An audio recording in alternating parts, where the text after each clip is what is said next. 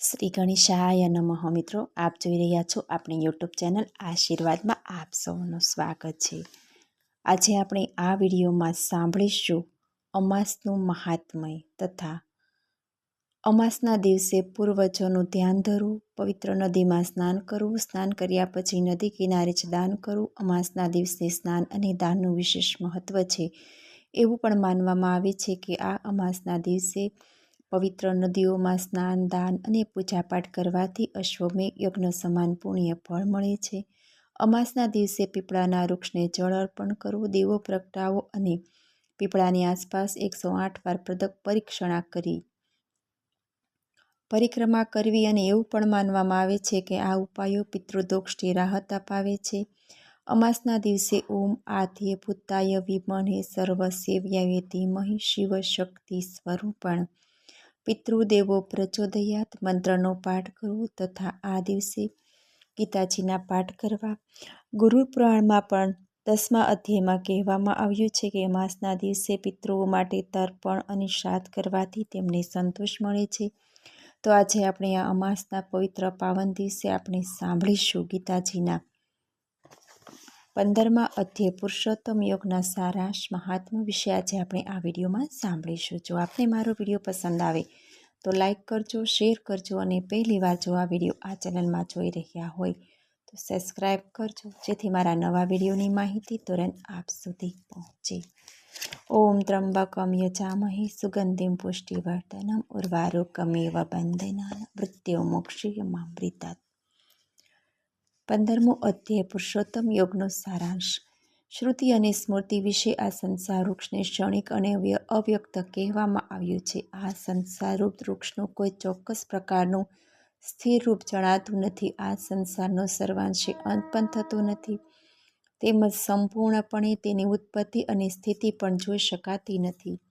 જેણે માન, મોહ, સંગ, દોષ ત્યજ્યો છે, જે હંમેશા અધ્યાત્મ અભ્યાસમાં લીન રહે છે, જેમણે કામનાઓ ત્યજી છે, સુખ દુઃખથી મુક્ત છે, તે અવિનાશી પદને પ્રાપ્ત કરી શકે છે. સૂર્યમાં, ચંદ્રમાં અને અગ્નિમાં રહેલું તેજ મારું જ છે. પૃથ્વીમાં પ્રવેશ કરીને હું જ સર્વ પ્રાણીઓને મારા તેજ વડે ધારણ કરું છું. વેદોના કર્તા તથા વેદ કર્તા પણ હું જ છું. આથી હું પુરુષોત્તમ નામથી પ્રખ્યાત છું. જે મનુષ્ય સમોહથી રહિત થઈ પરમેશ્વરને આ રીતે પુરુષોત્તમ તરીકે જાણે, તે પુરુષ સર્વજ્ઞ થાય. તે ભક્તિયોગ વડે મારું સેવન કરે છે. આ જાણવાથી મનુષ્ય આત્મજ્ઞાનવાળો થઈ તે પોતાનું જીવન સફળ બનાવે છે.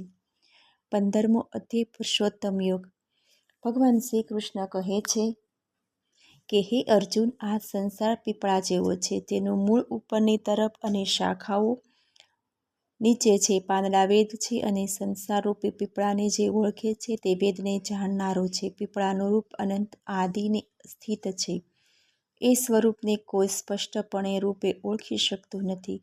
આ દ્રઢ મૂળવાળા સંસારરૂપી પીપળાને મજબૂત વૈરાગ્યરૂપી શસ્ત્રથી કાપીને તે સ્થાન શોધવું જોઈએ કે જ્યાં પહોંચેલા જીવો જન્મ મરણના ફેરામાંથી સદા માટે મુક્ત થઈ ચૂક્યા હોય છે. જે મનુષ્ય માન, મોહ, આસક્તિ,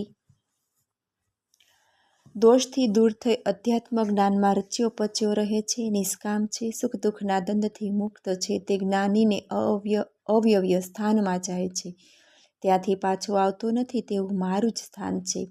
આ સ્થાનને સૂર્ય, ચંદ્ર કે અગ્નિ પ્રકાશિત કરી શકતા નથી. મારો સનાતન અંશ આ જીવલોકમાં જીવ બનીને પ્રકૃતિમાં રહેલી 5 ઇન્દ્રિયો તથા છઠ્ઠા મનને પોતાની તરફ આકર્ષે છે. તેને લિંગ શરીર કહેવામાં આવે છે. જીવને સ્થૂલ શરીર મળે છે ત્યારે જેમ વાયુ, પુષ્પ આદિમાંથી સુગંધ લઈ આવે, તેમ મન સહિત 6 ઇન્દ્રિયોને લઈને આવે છે. આ જીવાત્મા ચામડી, કાન, આંખ, જીભ, નાક તથા મનનો આશ્રય લઈ વિષયો કામનાને ભોગવે છે. ભોગ ભોગવનારા ભગવાનને જોઈ શકતા નથી, પરંતુ જ્ઞાનચક્ષુવાળા ભગવાનને જોઈ શકે છે. આ પ્રમાણે જ યોગીઓ પોતાના આત્માને ઓળખે છે, પણ મલિન બુદ્ધિવાળા અજ્ઞાની જોઈ શકતા નથી. જે તેજ સૂર્ય, ચંદ્ર, અગ્નિમાં છે તે તું મારા સમજ. હું પૃથ્વીમાં પ્રવેશ કરી પ્રાણીપાત્રને મારા બળથી ધારણ કરું છું. ચંદ્ર થઈને ઔષધિ આપું છું.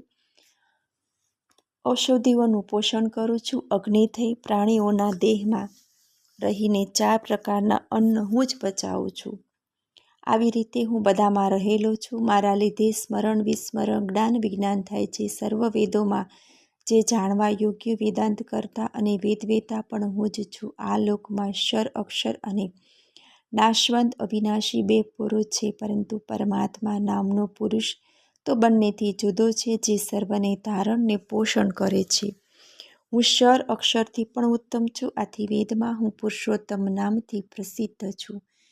જે કોઈ પણ આ પ્રમાણે મને પુરુષોત્તમ તરી સમજે છે, તે સર્વજ્ઞ થઈ અને મને જ ભજે છે.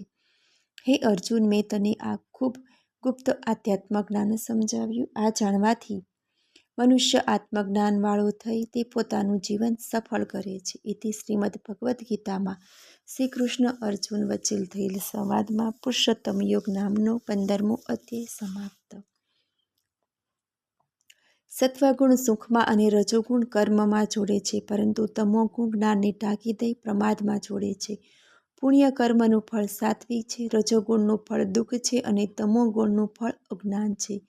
સાત્વિકથી જ્ઞાન, રજોગુણથી મોહ ને તમોગુણથી પ્રમાદ મોહ અજ્ઞાન થાય છે. સાત્વિક પુરુષ સ્વર્ગમાં, રાજસી મનુષ્ય લોકમાં અને તામસી નર્કમાં જાય છે. જે દ્વેષ કરતો નથી, નહીં મળવાથી મેળવવાની ઈચ્છા કરતો નથી, ઉદાસીન જેવો રહે છે અને સુખ દુઃખ સમાન, જેને નિંદા સ્તુતિ માન અપમાન મિત્ર શત્રુને સમાન ભાવે જુએ, તે મનુષ્યને આ 3 ગુણોથી પર કહે છે. 15મા અધ્યાયનું મહાત્મ્ય અને તેનું ફળ. ભગવાન શંકર પાર્વતીજીને અને ભગવાન વિષ્ણુ લક્ષ્મીજીને કહે છે કે હવે તમે 15મા અધ્યાયના મહાત્માએ ફળ વિશે સાંભળો. ગોળ દેશમાં નૃસિંહ નામનો એક રાજા રાજ્ય કરતો હતો. રાજાના મંત્રીએ રાજાને મારી નાખી રાજ્ય પોતાના હાથમાં લેવા વિચાર કર્યો, પણ કર્મ સંજોગે તે પોતે જ મોતને આધીન થયો. તે સિંધ પ્રદેશના ઘોડા રૂપે જન્મ્યો. આ ઘોડાને નૃસિંહ રાજાએ સોદાગર પાસેથી વેચાતો લીધો. એક દિવસ આ ઘોડા પર બેસી રાજા જંગલમાં શિકારે નીકળ્યો. જંગલમાં રાજાને ઘણી તરસ લાગી. તે પાણીની તલાશ કરવા લાગ્યો. તેની નજરે દૂર એક પર્વત ઉપર ઋષિનો આશ્રમ નજરે પડ્યો. તે ત્યાં ગયો ને પાણી પીધું. પાણી પીધા પછી રાજા કંઈક સ્વસ્થ થયો. તે આમ તેમ નજર ફરવા લાગ્યો. એક સાધુ તેની નજરે પડ્યા. સાધુએ રાજાને પ્રણામ કર્યા. સાધુએ આશીર્વાદ આપ્યા. સાધુને લાગ્યું કે આ કોઈ રાજવી લાગ્યો છે અને વખાનો માર્યો આ બાજુ આવી ચડ્યો છે. તેથી સાધુએ રાજાને ભોજન કરવાનું પૂછ્યું તો રાજાએ હા પાડી. સાધુએ રાજાને ભોજન કરાવ્યું, પછી આરામ કરવાનું સૂચવ્યું. રાજા આરામ કરવા વિચાર કરતો હતો ત્યારે તેની નજર દિવાલ પર લખેલ ગીતાજીના 15મા અધ્યાયના પાઠ પર પડી. તે નજીક જઈ વાંચવા લાગ્યો. પાઠ 2-4 વાંચતા વાંચતા રાજાને મોઢે થઈ ગયો. તે બહાર આવી પોતાના ઘોડા પાસે ગયો અને તેને પંપાળવા લાગ્યો. ઘોડાને પંપાળતા પંપાળતા રાજાને 15મા અધ્યાયના પાઠ યાદ આવતા ગણગણવા લાગ્યો. આ પાઠ સાંભળતા જ ઘોડો તરત મરણ પામ્યો. આ બાબતે રાજાએ સાધુને પૂછતા સાધુએ જણાવ્યું કે હે રાજન, આ ઘોડો કયા જન્મમાં તમારો મંત્રી હતો. તે તમને મારી નાખી રાજ્ય લઈ લેવા ચાહતો હતો, પણ કમનસીબે મરણ પામતા તે ઘોડા રૂપે અવતાર પામ્યો. પણ આ ઘોડો તમારા મોઢેથી ગીતાના 15મા અધ્યાયનો પાઠ સાંભળવાથી તે ઘોડાની યોનિમાંથી મુક્ત થઈ વૈકુંઠ લોક ગયો. આ સાંભળી રાજા અચંબો પામ્યો ને પોતે પણ ગીતાના 15મા અધ્યાયનો દરરોજ પાઠ કરતો થયો અને તે પણ મરણ પછી વૈકુંઠ લોક પામ્યું. પોતાનો ઉદ્ધાર કરવો કે અધોગતિ વહોરવી તે મનુષ્યના પોતાના હાથની વાત છે. સારા વર્તનથી મનુષ્ય પોતાનો બંધુ બની શકે છે અને ખરાબ વર્તનથી પોતે જ પોતાનું શત્રુ બની શકે છે. ગીતાયા પુસ્તકમ યત્ર યત્ર પાઠઃ પર્વતતે તત્ર સર્વાણી તીર્થાની પ્રયાગાદિન તત્ર વે. જ્યાં ભગવદ્ ગીતાનો ગ્રંથ છે, જ્યાં ગીતાનું પઠન થાય છે, ત્યાં સર્વ તીર્થો વાસ કરે છે. અર્થાત તીર્થયાત્રા જેટલું ફળ પવિત્ર ગીતાજીના પાઠથી મળે છે. પ્રયાગ આદિ પવિત્ર ધામોમાં સ્નાન કરવાથી જે મળે છે તે ગીતાજીના પઠન અને શ્રવણથી મળે છે.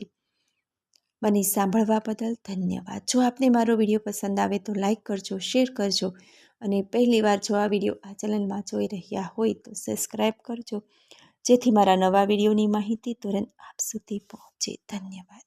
જય શ્રી કૃષ્ણ.